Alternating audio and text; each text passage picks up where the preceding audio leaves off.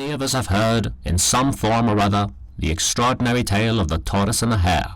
Well, feast your eyes and floppy ears on the true, untold, behind-the-scenes story hidden from public record. Until now. The tortoise was an old-fashioned, ordinary fellow. He lived life at a snail's pace, took things in easy, light-hearted fashion, the type of neighbor you'd like to have. He was a family man, a hard worker, and an upstanding member of the community. He was a good provider, paid his bills on time, and made love to his wife no more than once a week. All things considered, the tortoise was mind-numbingly boring, but that's the way he liked it. The hare, on the other hand, was a furry dynamo. He lived life fast and on the edge, with all caution thrown to the wind. As a consequence of having battled polio as a child, he perennially lived with a slight twitch in his speech, which only exacerbated his curious syllabic cadence. The hare had suffered much verbal and emotional abuse at the hands of his father, and as a result, he was obsessive when it came time to garner his approval. Everything was a competition with him, even once entering a wet t-shirt contest while vacationing in Panama City Beach, just to see if he could win. He did not. His life had no bounds, and glory was his only namesake.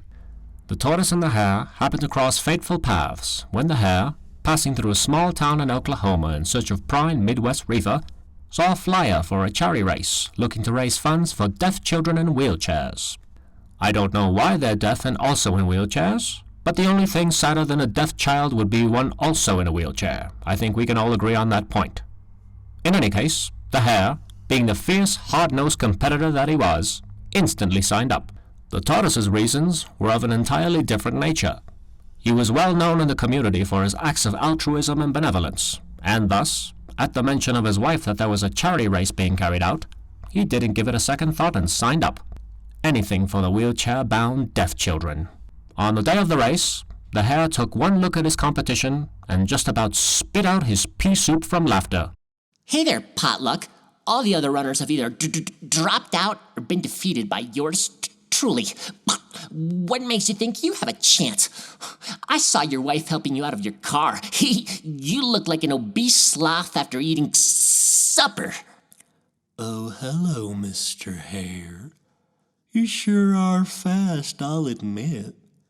This is all for the children, so let's give them a good show, huh?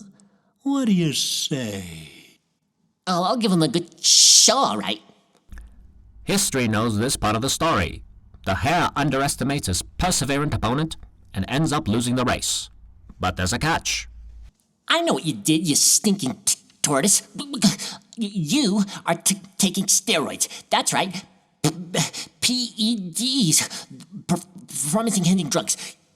That's the truth of the matter. Yeah, you're doping, you lousy excuse for a turtle. That's the only way you could have beaten me. Oh, Mr. Hare, I know you're angry, but this is silly. I would never do something like that to win a charity event. This is all for the children, Mr. Hare. But I sure will enjoy this ribbon they gave me. Hold still, honey. Is it over? Did you do it? Well, you keep moving. Oh, what I put myself through for those deaf and dumb wheelchairing bastards. They're dumb, too?